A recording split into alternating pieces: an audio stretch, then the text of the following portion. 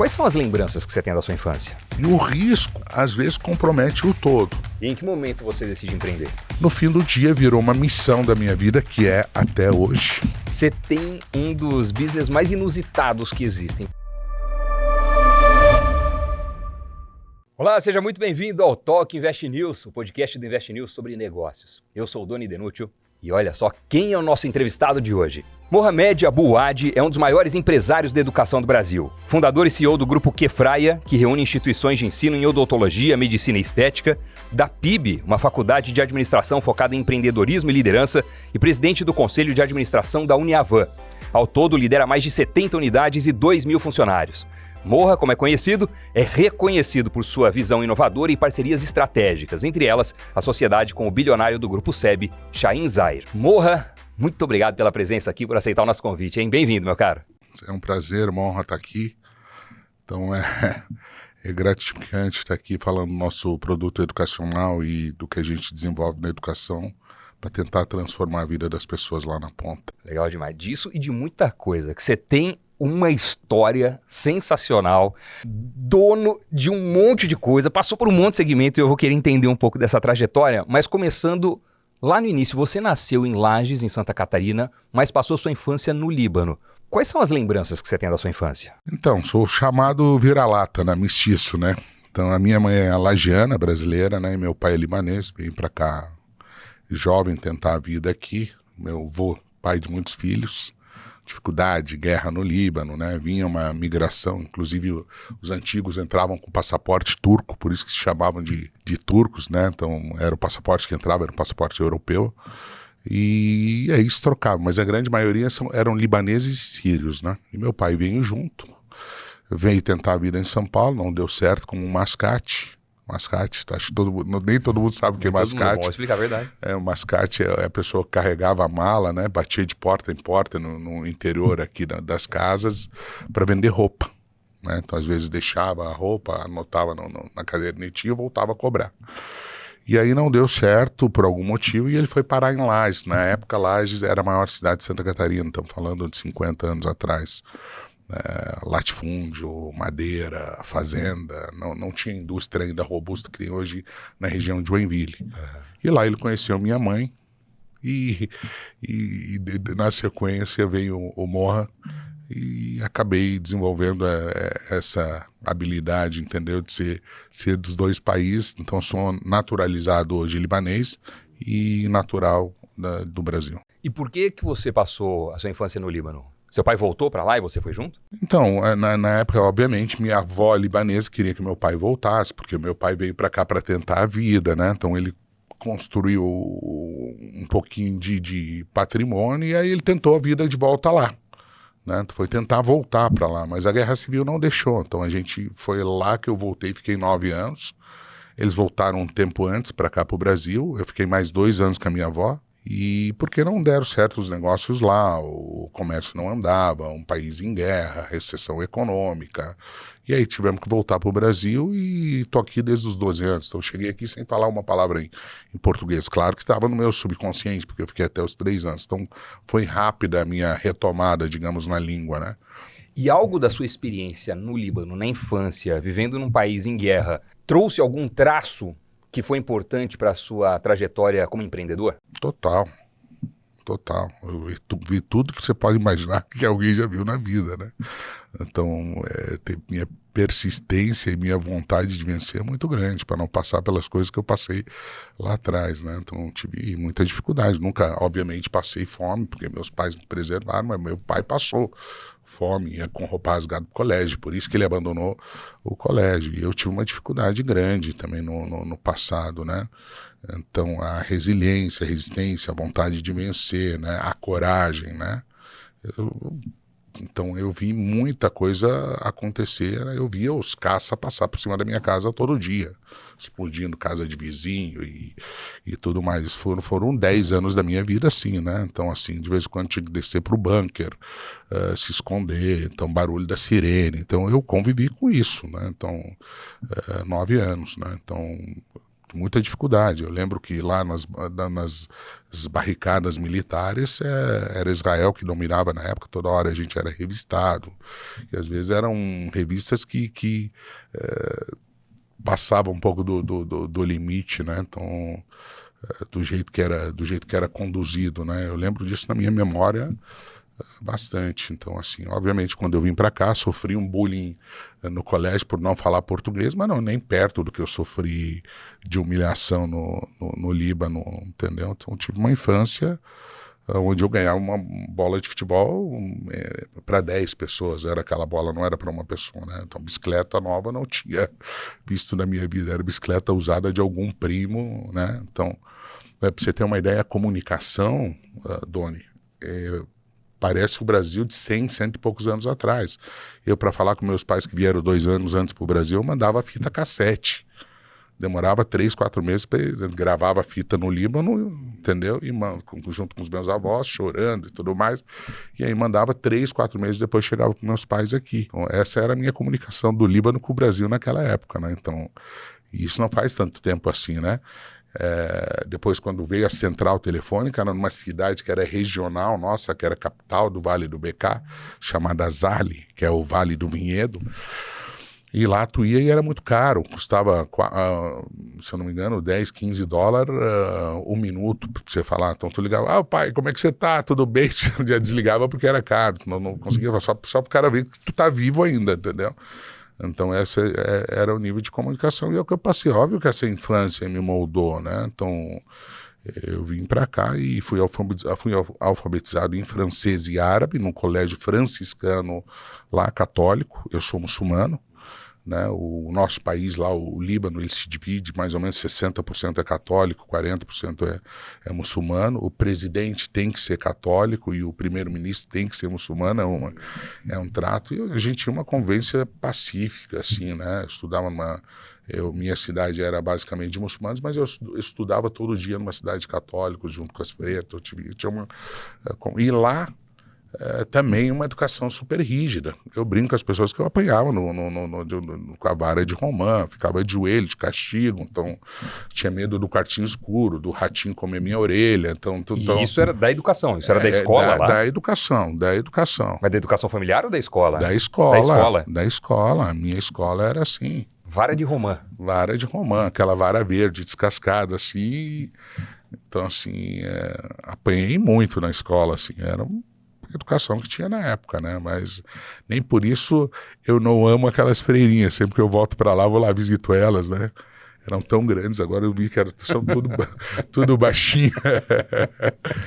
E aí você decide seguir, digamos, quase que carreira na educação, porque você se formou numa longa trajetória, né? Você é formado em quê? Então, no fim do dia, eu como todos, isso é quase que da raça, né? Se tu vê libaneses, judeus, mais libaneses, sírios, né? Eles sofreram bastante no comércio quando vieram para o Brasil, né? Olha a comunidade, como ela funciona. E se tu perceber, a grande maioria dos filhos foi para a área da saúde, para fugir do desgaste do comércio, né? Então, todo mundo quis formar um filho doutor. Então, hoje tu vê o sírio libanês, que é uma referência mundial, né, basicamente formado por sírios, libaneses e tudo mais, né? Então, o sonho dos pais comerciantes era formar o filho doutor, né? E eu fui para a área da saúde, justamente porque meu pai achava ser muito castigado, vir para cá, comprar no braço, sofrer, entendeu? Então, ele sofreu muito no comércio, né? E tu ficava muito refém, né, E questão que ele achava que dava um pouco mais de notoriedade, que eu ia passar menos discriminação do que ele passou, né? Num país num país desconhecido, que ele não conhecia, que eu ia ter mais respeito. Então, só, você tem que ser doutor. Né? Nem era uma vocação, né? Eu acho que um menino de 17, 18 anos não sabe muito o que é, pelo menos eu não sabia, né? Eu queria morar em Balneário Camboriú. Fui lá, passei em odontologia, eu olhei no mapa assim, aqui eu passei em odontologia. Daí fui lá e convenci meu pai de que eu podia ser doutor em odontologia, né? Botar roupa branca e obviamente que depois, na jornada, me apaixonei pela profissão, porque acho que uma característica minha é mergulhar profundamente naquilo que eu faço e tentar a liderança, dominar, faz parte da natureza que eu fui me conhecendo ao longo do tempo também, né? E aí você fez odonto? Fiz odonto, né? Me formei em odontologia, depois fiz 4 especializações, fiz mestrado, fiz doutorado, entendeu? Não cheguei a concluir meu doutorado, porque no meio do caminho, o meu professor, um professor que já faleceu de cirurgia, ele falava as coisas para mim, ele falava, Morra, você é bom dentista, sabe? Acho que ele não queria dizer que eu era ruim, sabe? Você é bom dentista, mas você é um excelente comerciante. Rapaz do céu, o que você está fazendo na odontologia? E eu olhava aquilo e disse, esse cara tá louco, né? Estudei 20 anos, 4 especializações, mestrado, doutorado, entendeu? Gastei uma fortuna para ser um bom dentista e esse cara vem dizer que eu sou comerciante, que eu tenho que ser empresário e tudo mais, né, cara? E em situações diferentes também aconteceu esse episódio aí. As pessoas diziam, não, cara, você tem que empresariar, você tem que empreender, resistir. Por que eu resisti? Porque eu estudei muito para ser um bom dentista, né? E aí, de fato, acho que cliniquei muito tempo, viu? Eu botei mais 3.000 aparelhos ortodônticos. Não sei quanto siso eu tirei na minha vida. Dei aula muito tempo, fui concursado e dei aula muito tempo na universidade, acho que 14 ou 15 anos, na clínica integrada. Fui professor de prótese, cirurgia, né? Porque eu era apaixonado pelo que eu fazia, mas eu acho que a vocação, aquele sangue libanês lá misturado lá, entendeu? Ainda falou, mesmo misturado, falou mais alto. E em que momento você decide empreender? Então comecei a fazer eventos na brincadeira, trabalhar com eventos na brincadeira, acabou virando um grande negócio meu. Eu trabalhei com entretenimento muito tempo, né, durante 20 anos, fazia um dos principais eventos de inverno de Santa Catarina, né, depois fui me associando a outras, que era o Entreveiro do Morra, que levava meu nome. Inclusive eu falei, mas o Alok lá em 2015, eu lembro que eu contratei, ele tem um contrato até hoje na nossa mão lá, contratei por 20 mil reais o Alok já foi barato um dia, fiz uma enquete, né, de quem poderia tocar, e eu não conhecia o Alok naquela época, já os clientes do Entreveiro do Morra conheciam, né, e voltamos no Alok, ele tocou um evento maravilhoso. E de lá pra cá... Anitta também, era barata na época? A Anitta tocou numa casa nossa na WS Brasil, lá em Balneário Camboriú também, se eu não me engano, 30 mil reais, Naldo. Então era, né, essas celebridades de hoje, entendeu? Michel Teló uma vez tocou também num evento nosso em Lages, 18 mil reais, e tomamos fumo ainda. Foi antes daquela música Ai Se Eu Te Pego. Aí no verão, logo depois ele estoura com aquela música Ai Se Eu Te Pego, o cachê vai para 350 mil. Então eu trabalhei muito tempo no ramo do entretenimento, isso me gerou, obviamente, o capital de relacionamento, o capital político, e é um ramo difícil, sabe? Depois que você lida com o ramo de eventos, ninguém mais te passa a conversa, viu? Você aprende tudo, porque ali é um mundo difícil. Desafio? Você foi dono da UDS também? Fui um dos sócios da UDS, porque a UDS era uma rede, né? Uhum.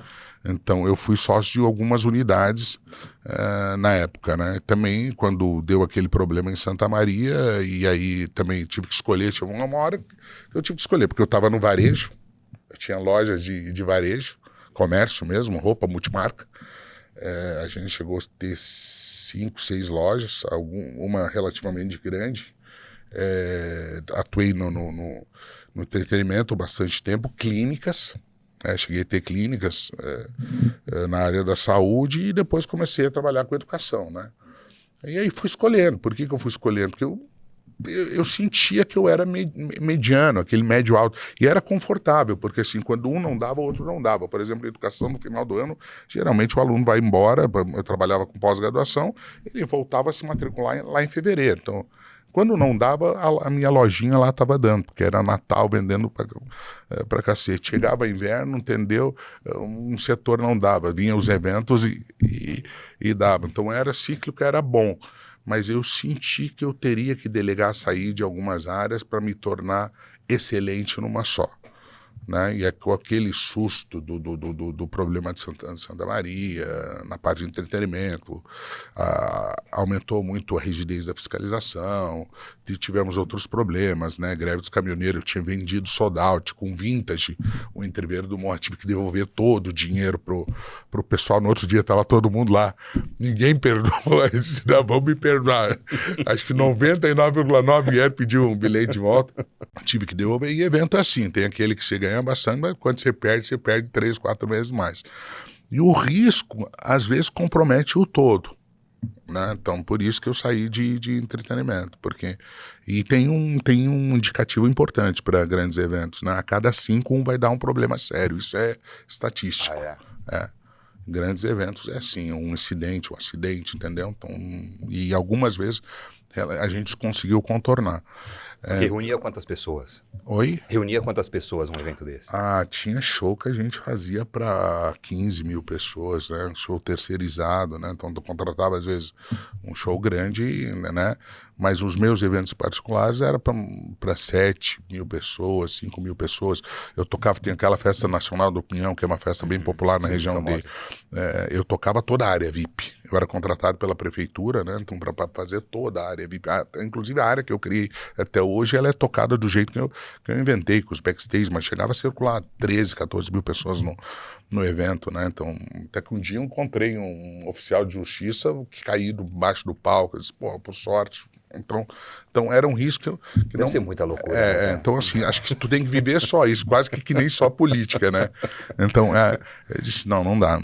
E aí, e também outra coisa, eu era um médio alto, eu fui começando a ser superado pelas grandes casas, ia para eventos em Gramado, disse, cara, eu não vou conseguir entregar isso, só vou conseguir entregar isso se eu fizer só isso. Né? E eu não queria mais abrir mão da educação, que é o setor que eu já estava apaixonado. Como eu tinha estudado bastante... Então, eu conseguia entregar conteúdos e diferenciação na parte de autoridade do meu setor. Então, não era apenas um curso de odontologia, não era apenas uma pós-graduação, era entregue de quem entendia profundamente do setor. Para você ter uma ideia, eu fui o segundo ou terceiro a fazer mestrado na minha área no estado de Santa Catarina, não tinha, né? Então, foi uma área que eu me apaixonei e tu via a transformação da vida das pessoas. Quando comecei como educador, depois montei minha primeira escola há 25 anos atrás, o cara chegava de Corcel 2 lá no meu estacionamento. Lá, quando eu via, eu estava empurrando junto com o aluno para ele voltar para a cidade dele do interior. Aí chegava na metade do curso, o cara já estava com um golfezinho.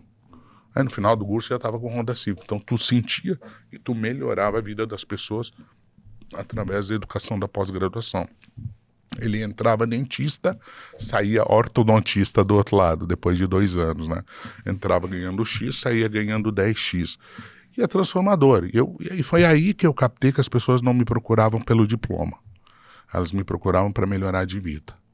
Elas me procuravam para ter uma oportunidade melhor.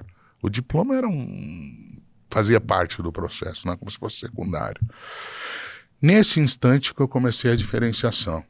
Né? Então, tudo que eu fazia na educação era entregando exatamente o que ele ia buscar. Então, quase que eu lia no olho do meu cliente o que ele ia buscar e eu procurava entregar para ele, além do diploma. Porque chegou uma hora que o diploma virou um commodity. Né? Quando entrou o EAD no mercado, Doni, virou chamada indústria da educação. É um monte de gente vendendo diploma por uma plataforma online que ninguém sabe.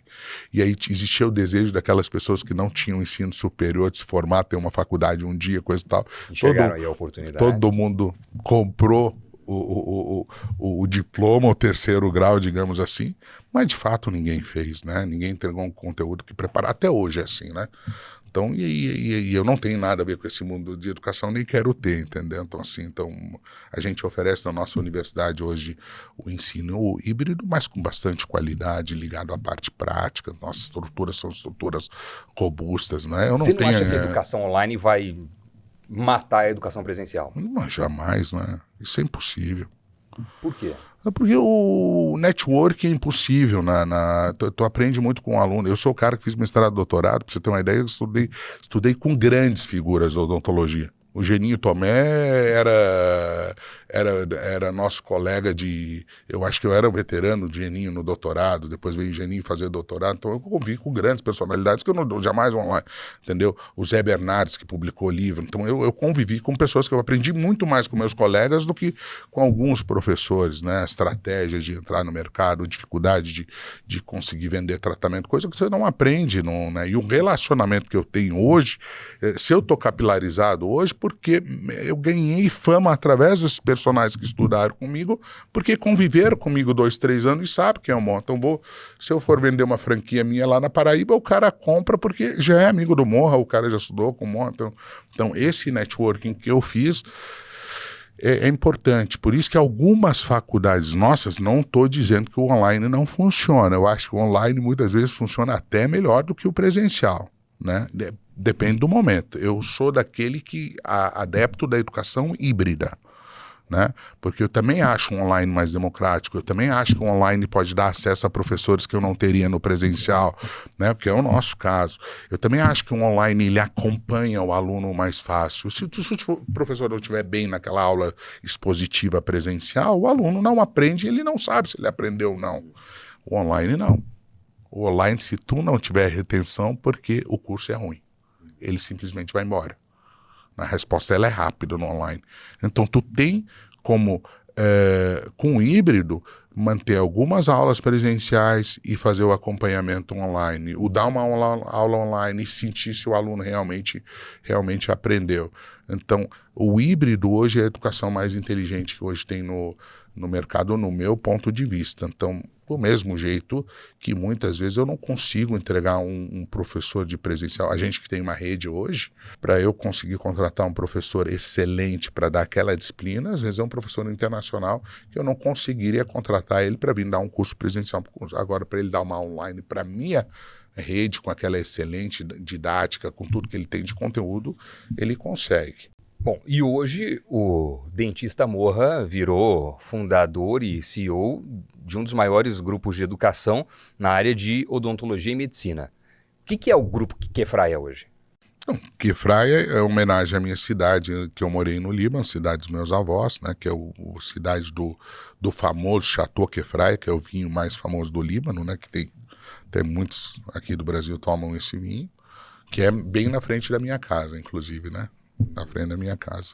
E cada vez que eu vou lá, eles fazem ainda um carneirinho recheado lá no vinho. Vale a pena ir lá visitar. E sempre encontro brasileiro lá, né? Essa última vez tinha paulistas na mesa da frente.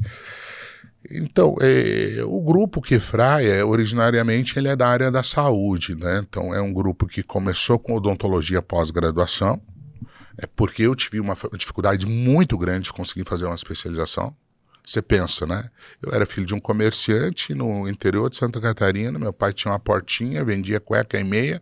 Como é que eu ia passar num curso de especialização com a reserva de mercado que tinha? Tinha 6 vagas em Santa Catarina, na Federal. Tinha 6 na USP, tinha 6 na Unicamp. Eu não era filho de nenhum doutor. Né? Meu pai mal sabia falar português, né? Não tinha grana. Né? Então não tinha indicação. E nessas provas sempre tinha a tal da entrevista que deixava aquilo muito subjetivo, né? Então não era sempre uma prova objetiva. Então no fim do dia eles passavam quem eles queriam, né? Então eu passei muita dificuldade que eu decidi estudar e aquilo eu achei muito errado, sabe, Dona? Muito, porque eu viajei quilômetros e quilômetros. Na época meu pai na fila de transplante de coração, meu avô tinha acabado de falecer, eu era o menino mais velho que eu tinha que cuidar dos meus irmãos. E aí, como é que faz? E eu não conseguia passar numa prova de especialização, mesmo estudando pra cacete, sabendo do meu potencial. Então achei aquilo um absurdo, né? Então aí virou um desejo, né? Dentro de mim virou um desejo. Numa volta que eu estava voltando de uma prova que eu fiz em Campinas, na volta, no meio do caminho, eram 18 horas de estrada, no Maré Branco, de um amigo meu. Por incrível que pareça, esse Maré chegou lá no destino. Era 3 horas da manhã, eu falei pra ele, cara, eu vou montar uma faculdade de pós-graduação em odontologia. Você tá louco, cara, faz 2 meses que nós estamos mestrados. Eu disse, cara, eu vou montar. Tu quer entrar comigo? Ele falou, não, vou pensar, vou montar contigo, sentigo. Então, E foi Centigo? Foi Centigo. Deve ser o cara mais arrependido do Brasil hoje, hein? Deve estar muito triste. Ele hoje ainda dá aula no nosso grupo, é meu sócio em algumas operações, só que, claro, no macro não, porque tem o risco do investimento, que na época eu fiz sozinho. Fiz um convênio com a minha universidade local, convenci na parte de estruturação, e aí montamos o primeiro curso. Aí vem gente praticamente do sul inteiro fazer prova, porque não tinha especialização. Aí você falou, bom, demanda tem. Demanda tem. Aí montei a minha primeira escola. E aí virou um sonho, né? Levar próximo da casa das pessoas. Eu perdi muitos amigos de carro nessas viagens. Naquela época ninguém fiscalizava a bebida alcoólica, o pessoal ia para um mestrado, para especialização, tomando cerveja, para você ter uma ideia. É absurdo. Hoje tu pensa nisso, você não acredita, né? Moto, né? Então perdi muitos amigos naquela estrada única, né? Então gente do Rio Grande do Sul, gente. E aí eu disse, poxa, mas não tá certo, né? Tô querendo estudar, pô. Né? Não... Como é que o cara que quer estudar não pode estudar no Brasil? Eu tenho dinheiro para pagar, quer dizer, eu juntava dinheiro só para poder estudar. No fim do dia virou uma missão da minha vida, que é até hoje. Eu acho que meu propósito, meu legado que eu quero deixar é esse, levar uma excelência educacional de ponta, com uma excelência de experiência, de infraestrutura, de tecnologia próximo da casa das pessoas por um preço justo. E é o que eu acho que eu venho fazendo com o IOA, que é o que eu venho fazendo com o Lapidar, que é o que eu venho fazendo com o ITC, que é o que a gente faz com a Uniavan, que é o que o grupo Quefraia faz. Na verdade, é democratizar a educação de excelência para que todos que tenham vontade de estudar tenham acesso do melhor, do bom e do melhor próximo de suas casas. Então, hoje levo trago os speakers mais relevantes do mundo, né? Me atrevo a te dizer que o UFC da educação médica, estética e odontológica em nível de pós-graduação está com a gente. Né? Pode falar do nome que você quiser mundialmente, pode falar da indústria que você quiser mundialmente. A gente se relaciona com os melhores do mundo hoje, né? E traz os melhores do Brasil. E diga-se de passagem, o nosso país é respeitadíssimo lá fora nessa área estética médica e na área de odontologia. A estética brasileira é muito famosa, né? É quase que o futebol brasileiro lá fora, né? Acho que dá pra fazer até uma comparação melhor. O futebol brasileiro, na época que ele foi top, né? Estão brincando, mas a estética brasileira, por que ela é desejada? Isso todo mundo tem que entender. Porque nós somos um país miscigenado. Nós não somos um país que não somos reto, não somos protruso ao extremo, nós somos levemente biprotruso. Essa miscigenação fez que o brasileiro... Biprotruso é o quê? Biprotruso... Para os leigos que não são da área médica como eu. Não, é tipo assim, você vê o americano e o canadense, ele é muito reto aqui, ó. Tá. Ele é muito reto. Então é o gosto que agrada aos americanos, mas já não agrada ao brasileiro, né? Tu vai na África, por exemplo, você vê esse perfil muito angulado, né? Entendeu? E o brasileiro não é. O brasileiro, ele tá no meio da a miscigenação, ela fez a gente ser um produto mundialmente desejado, digamos assim, né? Porque sem excesso, né? E sem características extremas de raça. Né? Tu vê até nossos orientais mestiços aqui, eles não têm características determinantes da raça. Então tu vai para a região de Londrina, aquela região do interior do Paraná, tu vê o pessoal descendente do oriental, é uma miscigenação linda, né? Então por quê? Porque tem a mistura do brasileiro, tem a mistura das raças. O brasileiro também aprecia muito a estética, né? Sim, muito focado em... Sim, então, mundialmente as pessoas querem o bumbum brasileiro, querem a face brasileira, o lábio brasileiro, agora o cabelo brasileiro. Nos Estados Unidos é cheio dos tratamentos, Brazilian butt, Brazilian não sei o quê. Exato, então assim, isso em relação ao consumo. E por outro lado, os nossos profissionais, pela concorrência, eles treinam exaustão. E nós tivemos os nomes mundialmente conhecidos, né? O Pitangui foi o maior do mundo, né? Foi o Pelé da cirurgia plástica mundial, né? Na odontologia é a mesma coisa. Pega o Baratieri, ele foi 3 ou 4 vezes presidente da ADA, né? Reconhecido mundialmente o melhor dentista do mundo. Hoje tem várias celebridades da odontologia mundial e dão aula em tudo que é lugar. Na Pensilvânia, tem o meu colega Christian Couto, que está lá em Madrid, dá aula para o mundo inteiro. Né? Tu vai ver a agenda do cara, tá todo dia num país diferente dando uma aula, porque viramos referência nessa reconstrução orofacial, e é onde o o mundo consome. Então, né, ela não é uma linguagem mais nacional. Então, o que o Iowa e o Lapidário oferecem é internacional. Então, a gente, semana passada, tive conversa com o pessoal da Arábia Saudita querendo levar o Lapidário para lá. Na semana retrasada, o pessoal do Bahrein veio me procurar para levar o Lapidário para lá. Por quê? Porque agora que está abrindo o Oriente, né, o pessoal começou a mostrar rosto, as mulheres podem dirigir e tudo mais. E aí? Como é? Gastar. Vamos recalchutar, entendeu? Então, assim, e aí vai e realmente existe a disposição. Eu nunca tinha pensado nesse aspecto, cara. Antes, pelas questões culturais, históricas, enfim, burca e etc., não aparecia. Não aparecia. Então não havia a demanda estética que começa a ter agora. Hoje está um absurdo. Hoje o que... Não sei quais são, burca, hijab, não sei qual que é cada país deve ter algum termo correto, né? Esse senhor que se reuniu comigo na Arábia Saudita, que vem procurar essa demanda para levar o Lapidário para lá, foi semana passada minha reunião com ele. Ele falou que tem médicos brasileiros indo lá operar, ficam um mês lá operando e voltam.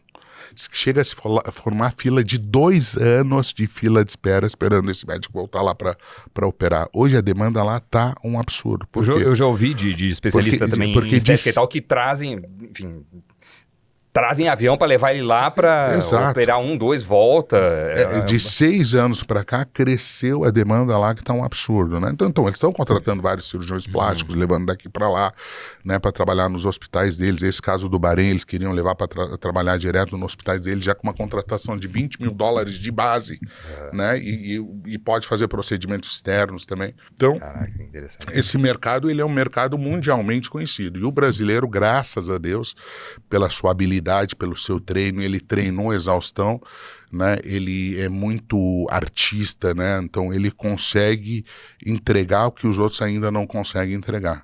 Enquanto existir a parte manual e da mão, o brasileiro ainda vai ser o melhor. Então a robótica ainda está pouco distante dessa realidade, dessa entrega artística, digamos assim, esse refinamento personalizado que é o que precisa para a parte estética, né? Você tem parcerias de peso, sócios de peso. Em que momento você vira sócio do Chaim? Então, o Chaim é uma figura nacionalmente, para não dizer mundialmente conhecido, né? Uma referência, uma ícone. Ainda para mim, que sou libanês, o Chaim tem uma história semelhante à minha, né? Veio pequeno, com quase a mesma idade para cá, né? E tentou a vida, imigrantes, né? Então, assim, muitos irmãos vieram para cá para tentar a vida e relativamente uma vida também humilde, começaram do zero. Foi a história do Chaim, uma história brilhante, tu chora, né, ouvindo a história dele. E muito determinado. Então, sempre quis conhecer o Chaim, né? O Morra, né, sempre quis, porque é referência na educação. O Chaim, se eu não me engano, hoje é um dos maiores players do mundo na educação, do Brasil, acho que é com certeza, né? Então, várias marcas de educação. E eu acho que em algum momento alguém falou para ele, tem o libanesinho lá em Balneário Camboriú também que mexe com odontologia, agora não é de matar com a unha aquele menino, valia a pena você ir lá dar uma olhada. E daí ele não foi, daí a segunda vez ele não foi, a terceira vez eu acho que ele foi levar os netos lá no Beto Carreiro. Aí tivemos que amarrar para ele lá, veio a nossa universidade, a Uniavan. Ele foi lá conhecer a Uniavan e na época a Uniavan estava em negociação com um grupo que ele é sócio. E ele ficou com vontade de entrar de sócio, de ser meu sócio em algum... Porque nós falamos, a gente só fala em libanês, como estamos nós dois, né? Eles têm uma identificação e a última coisa que nós falamos, e aí o negócio? Tá, vamos falar do negócio. Então a gente ficou com vontade de fazer alguma coisa junto. E naquela época ele quis entrar meu sócio em alguma coisa e a Uniavan estava sendo negociado com um grupo que ele é sócio. Eu não podia nem... E passeando lá, passeando lá... Já vários quebraram aqui, eu já quebrei uns 2, fica tranquilo. Passeando lá dentro, ele conheceu um produto nosso que é o Iowa, que é a nossa escola de pós-graduação em odontologia. Eu estava começando a franquear, acho que eu estava com 20 unidades. Ele falou, e esse aí? Eu falei, não, esse produto aí não quero sócio. Não, mas por que não quer sócio? Não, porque é a franquia, cara.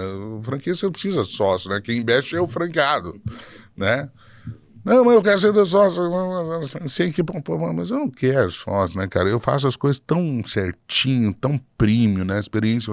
Eu sou um apaixonado, na verdade, eu não sou né, essa mentalidade do empresário ainda fui aprendendo, né? As coisas deram certo na minha vida porque eu sou apaixonado e entrego com excelência, por consequência ganhei algum troquinho, não foi o inverso, né? Então esse planejamento, mega planejamento financeiro eu não fiz. Então assim, eu gostava de entregar. E aí de fato, não vou mudar, mas eu comecei a olhar, o perfil era meio parecido, né? Era a mesma loucura, assim, se eu olhava tinha uns escolas faraônicas, pô, que negócio é esse, né? E ele também entregava uma educação premium, era um dos poucos educadores daquele tamanho no Brasil que entregava, tinha produtos de excelência ao extremo, assim. Aquilo me chamou a atenção. Eu disse, não, agora eu comecei a ficar com vontade de ser sócio, né? E a gente se identificou assim, sabe, com pessoas assim, na nossa conversa é muito direta, muito leve, é muito transparente. E eu naquele momento eu percebi que eu podia acelerar meu negócio, que sozinho eu chegava, mas ia demorar mais pouquinho. Né, e que o Chain já tinha uma estrutura, né? Então a nossa marca que pretende ir para o exterior, por exemplo, eu já tenho demanda para o exterior, né? Chile, Equador, Colômbia, ele já está em 30 países.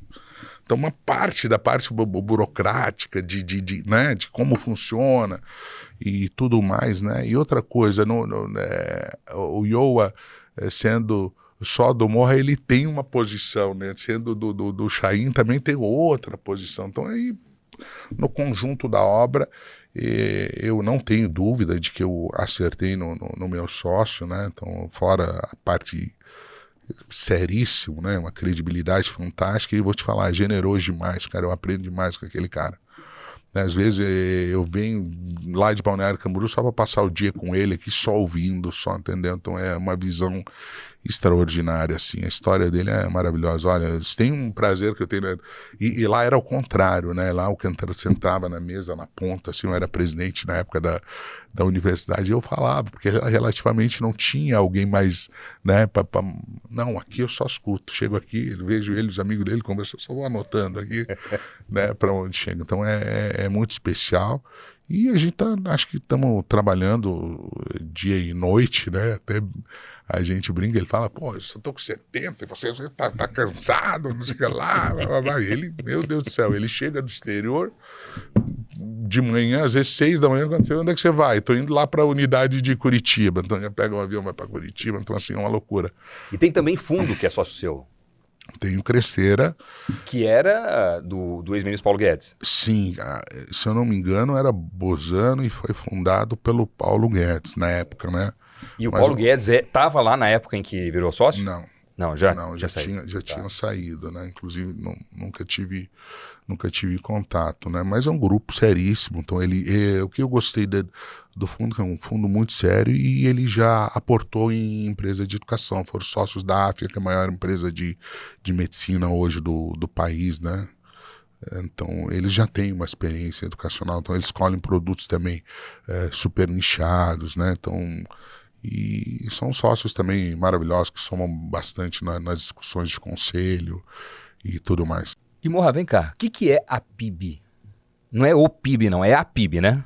Então, a PIB, na verdade, que é o Plural Intelligence Business, é uma metodologia que eu criei para um curso de administração. Você lançou uma faculdade... Uma plataforma. Para empreendedores. Para empreendedores. Para liderança. Exato, é uma faculdade de administração focada para líderes e empreendedores, por uma necessidade. Porque na minha região, por exemplo, todos os diretores são de São Paulo, os grandes diretores. Meu CEO é de São Paulo, meu CFO é de São Paulo, entendeu? Com salários altos. Você não encontra, raramente se encontra na nossa região. E dos outros colegas meus é com a mesma dor, da indústria, do varejo, né? Temos grandes indústrias em Santa Catarina. Uma das maiores países, que é a VEG, varejo, nós temos o Malve, temos a Van, então temos grandes varejistas. Na parte de mercado temos o Coque, temos Forte, são os players entre os top 10 do Brasil. E todos com a mesma dificuldade.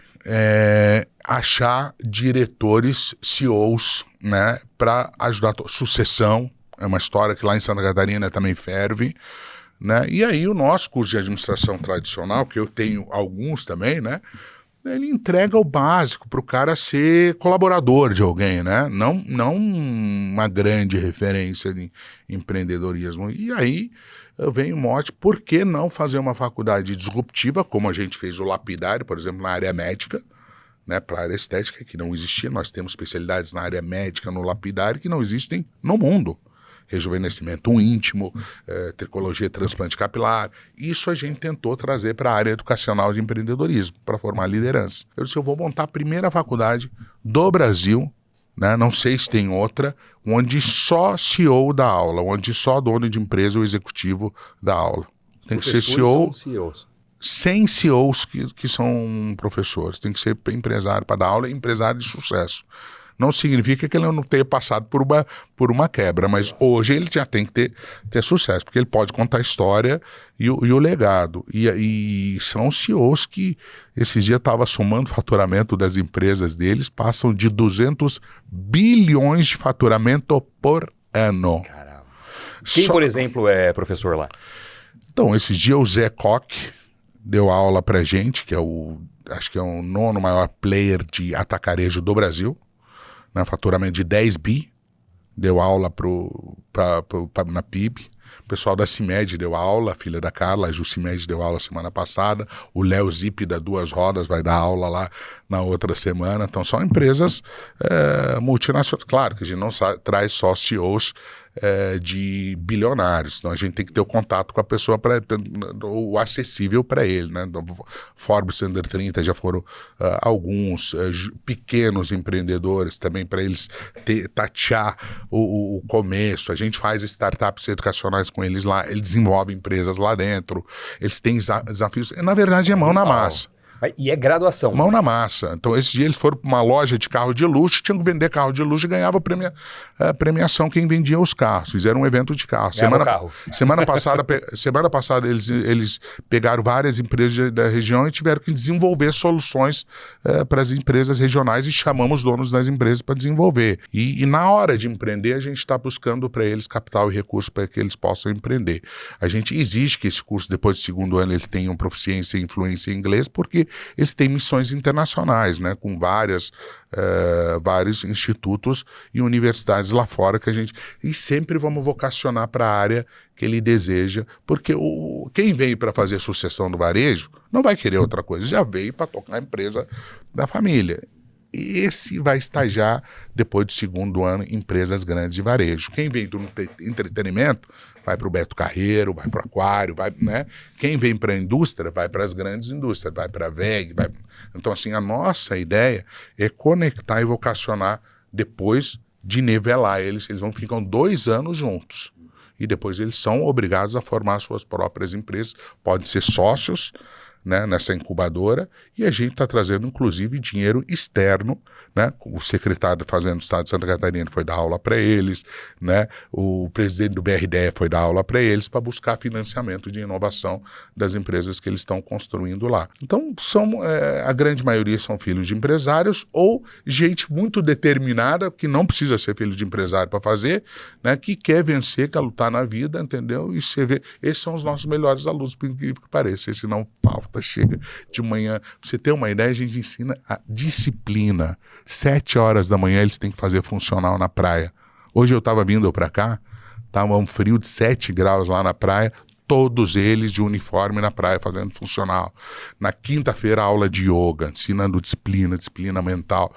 Então, toda aquela preparação e ambiência para aquele... Então, imagina a convivência que ele tem. Isso eu só tive depois de velho. Um contato com um empresário desse nível? Jamais, né? Então, com um dono da maior construtora do Brasil, em contato com eles, nunca tive. Então, assim, esse relacionamento e essa ambiência entre eles, então tu já vê, eles já estão montando vários negócios, tem alguns já com negócios já de sucesso, que a gente com certeza, essa é uma eu até brinco com eles, meus filhos vão estudar nessa faculdade, eles não vão para Harvard, não, vão estudar no Brasil e vai ser nessa universidade. Esse é o meu sonho. Eu demorei 20 anos para conseguir gerar autoridade de relacionamento, para conseguir trazer essas pessoas que estão dando aula para eles. Óbvio que o ticket não se paga, né? Essas pessoas vão porque são generosas. Como é que se paga um bilhete para um cara que fatura 10 bi? Né? Ele vai porque ele é generoso, quer contribuir para a sociedade, porque ele, né? E isso o catarinense faz bem. E a gente tem aluno, para você ter uma ideia, fica lá em Balneário, na Praia Brava, em Itajaí, a faculdade, lá dentro da EQI, de um centro financeiro que... Nossa faculdade fica na EQI, onde tem 30 bilhões sob gestão. Então ele já entra naquele... que é a corretora do BTG hoje, ele já entra naquele mundo financeiro corporativo, né? E tem um aluno até de Belém do Pará fazendo essa faculdade, se locomovendo para ir lá fazer essa graduação. Então, estamos tentando entregar um trabalho muito correto e sério, mas que tem, no nosso fundo, no fim do dia, a gente quer formar um grande líder, um grande empreendedor e que transforme a sociedade junto com a gente. Né? Pô, genial, hein? Legal demais, que isso. Agora, além de todos esses negócios, Morra, você tem... talvez um dos business mais inusitados que existem. Você é o maior importador de cadáver do Brasil. É isso mesmo? Não é bem assim, né? Assim, são peças, na verdade eu levava os médicos, na verdade existe uma tecnologia de treinamento cirúrgico, né? Para quê? Para prevenir incidentes, acidentes e iatrogenias, que é o erro médico e odontológico nos pacientes. E se treinava antes essas cirurgias em porcos vivos, em macacos, em coelhos, e não tem nada a ver com a anatomia humana. Eu pessoalmente conheço várias pessoas que sofreram lesões graves e irreversíveis, inclusive gente famosa, não vou citar nomes aqui, pela condução cirúrgica, pela falta de entender de anatomia profunda. Né? E as universidades hoje, grandes universidades que tem no Brasil, ou elas trabalham com cadáver formalizado. Que é o quê? É formal, no formal. No formal, que é o formalizado, que é o que não representa as características, perde quase 100% das propriedades, e dificílimo identificar o tecido que você está tocando, você não sabe se é músculo, você perde toda, entendeu? Serve para graduação. E tem mais, a grande maioria, 90%, nem com cadáver formalizado trabalha mais. Trabalha com boneco e trabalha com anatomia virtual. Você quer ser operado por um cara que aprendeu anatomia virtual para vir, entendeu? Você entendeu? Você não sabe se tu é ou não é. Você não sabe se antes de ele te operar, ele operou um porco vivo e depois veio em você. Você não sabe, a tecnologia era essa no Brasil.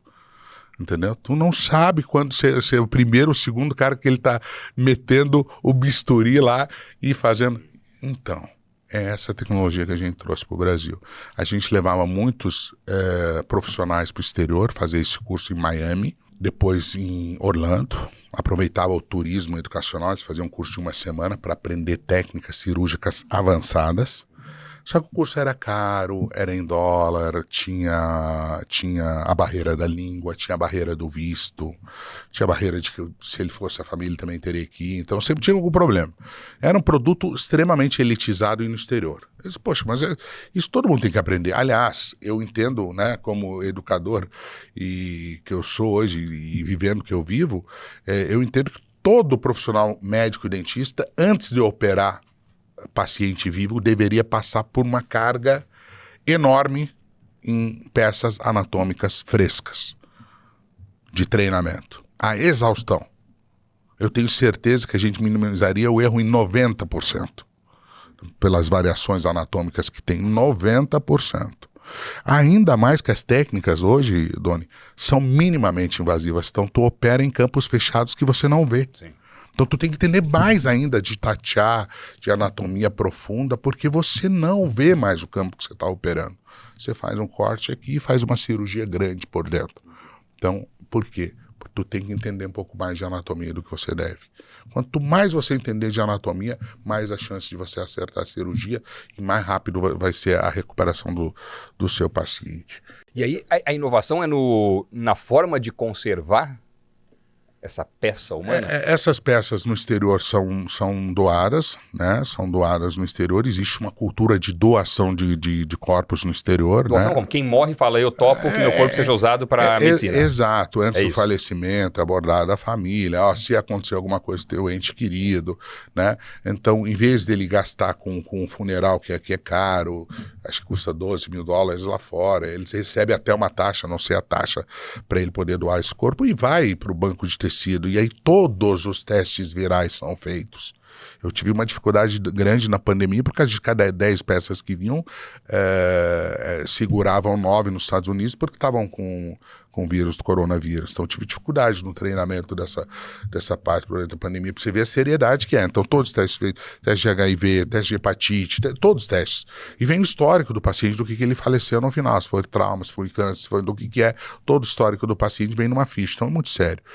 E é legislado, e lá existe a legislação onde permite que o banco de tecidos utilize isso para a educação. Na verdade, para nós é um material didático riquíssimo de treinamento.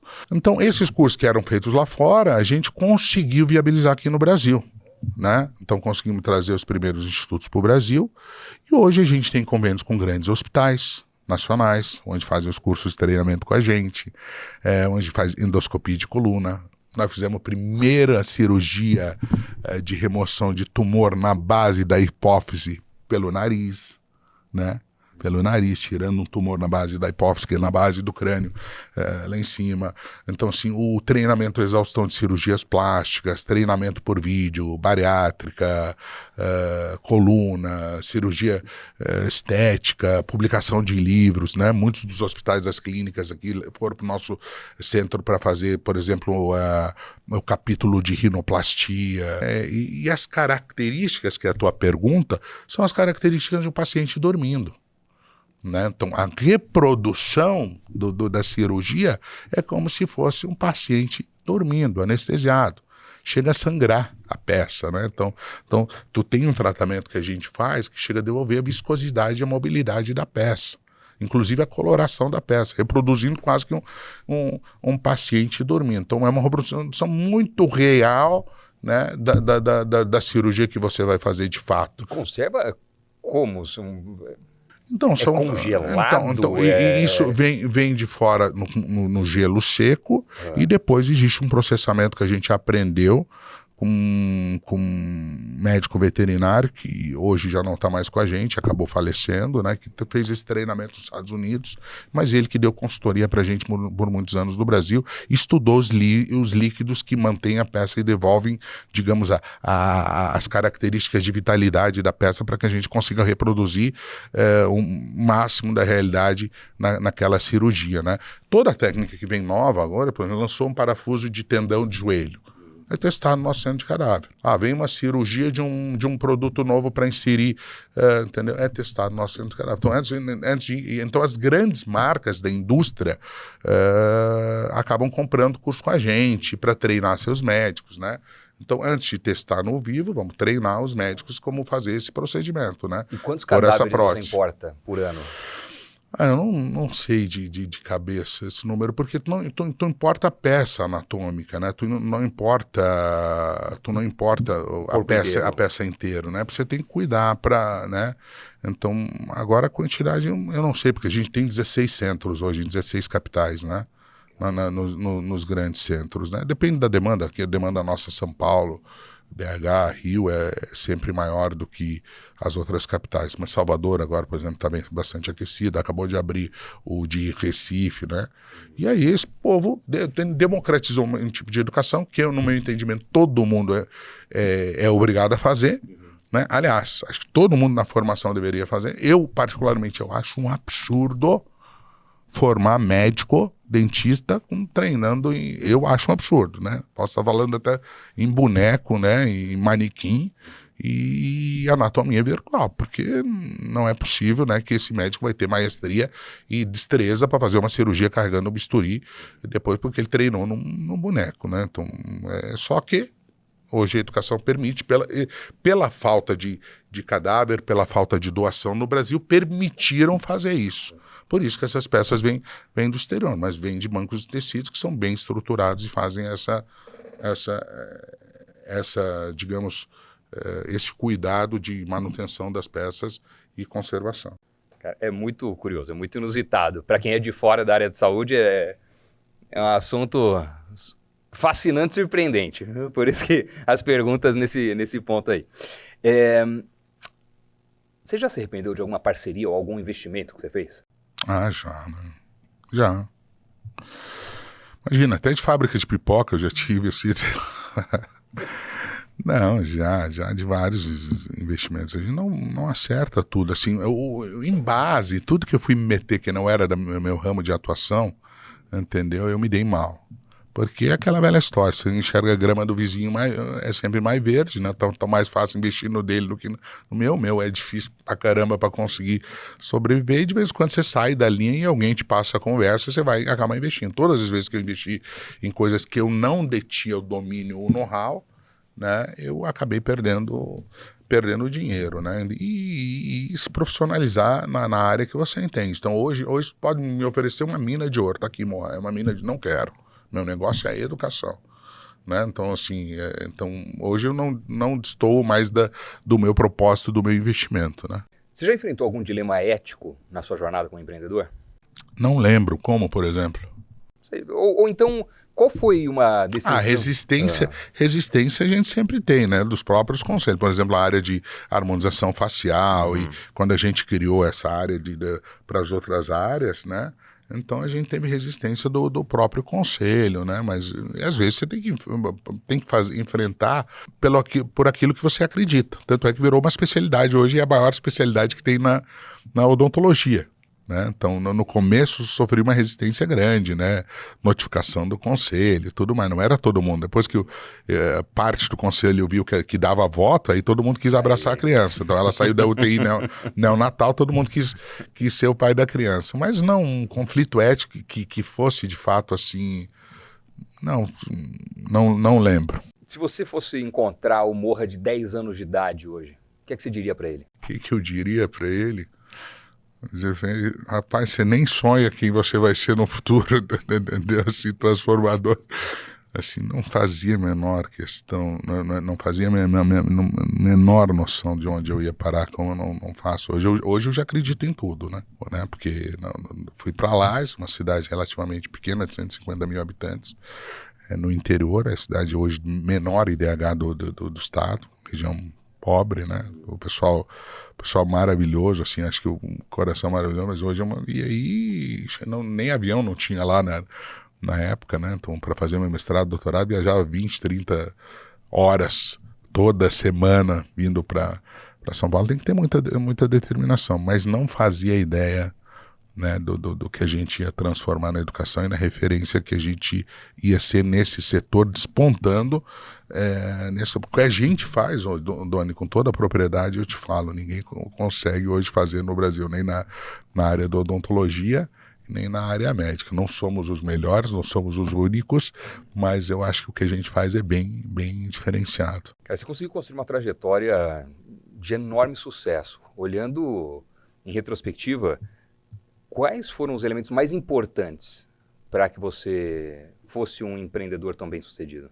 Eu acho que eu cometi alguns erros na minha vida, né? O erro principal é não ter excelentes produtos e excelentes ideias com pessoas medianas. Esse foi o principal erro da minha vida. Não cheguei a queimar meus produtos porque eu vi a tempo, né? E fiz o investimento que precisava nas pessoas, precisava de gente robusta, mas eu não consegui enxergar essa conexão.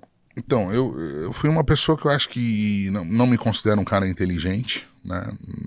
Não me considero um cara fora da curva, mas eu me enxergo um cara com muita vontade de vencer, sabe? Eu acho que a determinação é o que fez a diferença na minha vida, né? E ter passado pelas coisas que eu passei no passado conta muito, né? Onde você quer chegar. E essas pessoas, o mediano para elas acham que elas estão entregando tudo, que elas acham, entendeu? E aí tu vê de longe.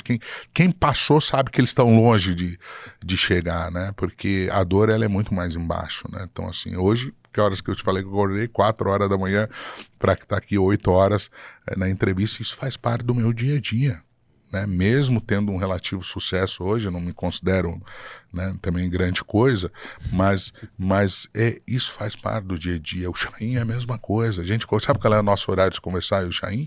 4:30 da manhã. As mesmas mensagens que eu toco todo dia, 4:30 da manhã. Então, empreendedor nato, raiz, ele não tem hora para acordar, não tem hora para dormir, não tem, entendeu? Então, sim, tem que resolver a pica lá e ponto final. Então, acho que o grande diferencial que eu tive é essa determinação e essa vontade de vencer. Morra, você passou por 2 experiências opostas na vida. uma vida sem dinheiro e uma vida com muito dinheiro. Como que você enxerga o dinheiro hoje? Então, essa vida de muito dinheiro ainda não chegou, mas essa de sem dinheiro eu conheço bem. Não, é que relativamente não estou brincando, porque quando é um empreendedor louco como nós, ele reinveste tudo, né? Eu não sou um cara que vivo do luxo, nem tenho saco para viver do prazer do dinheiro, não me enxergo gastando, né? Esse dia a pessoa olhou para mim, pô, mas você não usa Rolex, eu não sei gastar. Eu tenho que me levar pra minha mulher, se não me levar para trocar uma camisa, eu fico com uma camisa furadinha. Esse dia, quando eu vi, minha camiseta estava furada, tampinha de cerveja que eu abria, sabe? Então eu vi que o programa era importante, hoje vim de camisa, tudo camisa nova. Mas nem precisava, podia ter vindo com a furadinha, não tem problema. Então, assim, mas em resumo, assim, a gente reinveste tudo, claro, pelo crescimento da empresa, pela transformação. E eu acho que o menor valor que eu vejo em tudo que eu fiz isso, sabe? Eu não dou bola para isso a mínima, sabe? Claro, gosto de coisa boa, né? Mas não sou um cara de excessos com gasto. Acho que faz parte da minha natureza. Eu gosto do break, que nem diz o outro. Eu gosto do play, de brincar, de estar no jogo, de estar transformando. É o que faz a diferença, né?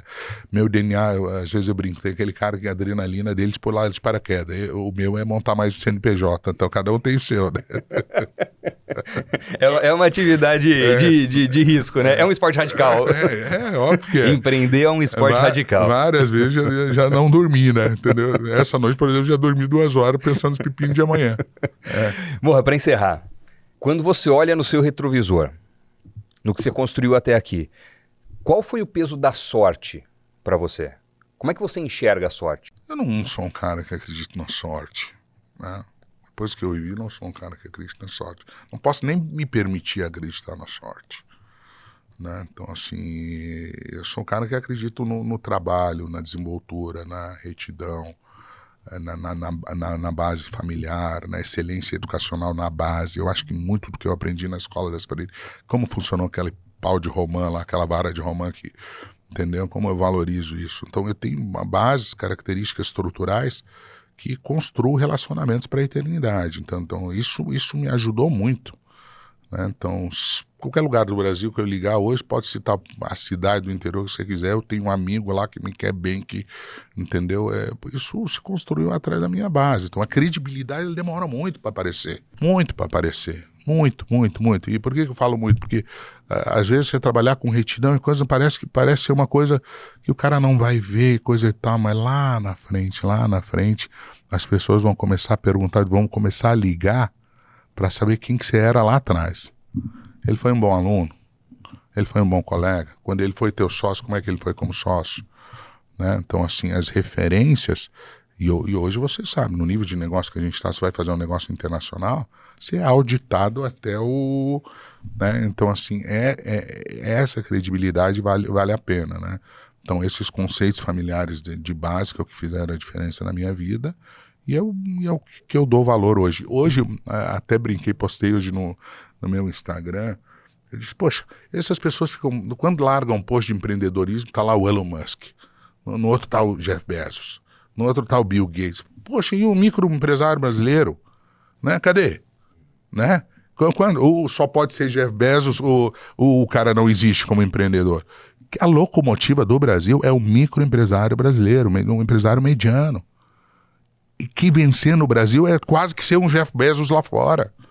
Né? Então, lutar aqui, entendeu? As lutas do dia a dia, e eu acho que não tem valorização para os pequenos, sabe? Minha vontade de dizer, não, postar o cara da padaria, postar o cara, entendeu? Dá valor para esse cara que está construindo o nosso país, né? Então, esse valor que às vezes a gente deixa passar, né? Então, é a minha mentalidade, aí eu brinquei, dou muito mais valor a um pequeno, médio empresário que tenha valores verdadeiros do que empresários ricos de valores duvidosos.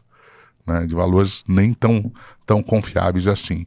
Então, eu sou fã do microempresário brasileiro, eu só dou valor, eu tento ajudar, e é por isso que eu montei essa escola dos empreendedores. Porque eu acho que isso sim pode transformar com um propósito, sempre com um propósito. Eu passei da fase montar indústria de educação. Isso é uma coisa que eu hoje não tolero, que exista ao máximo, de vender diploma, para mim eu acho um absurdo. Estou na contramão da educação. Se eu tiver que quebrar, paciência, mas pelo menos estou fazendo aquilo que eu acredito. Mohamed Abouhad, cara, muito obrigado, viu? Pela entrevista, por essa conversa. Imagina. Porra, nota 1 milhão. Valeu mesmo. Você já tinha visto, você desenvoltura fantástica, né? Já tinha visto outras entrevistas tuas, fiquei nervoso, eu disse, meu Deus do céu. Mentira, tá de brincadeira, que isso, pô, não. Parabéns aí pela condução aí, você me deixou à vontade e obrigado por esse espaço aí. Tá bom, querido? Muito bom. Sucesso. Morra, obrigado. Desejo obrigado. muito sucesso. Mais sucesso ainda pra você nos negócios aí. Muita saúde também e valeu mais uma vez. Uma honra e uma satisfação pra mim. Tamo junto. Valeu. Conta com a gente aí. Obrigado. Obrigado mesmo. Muito obrigado a você que acompanhou o Talk Invest News até o finalzinho. A gente se encontra no próximo programa.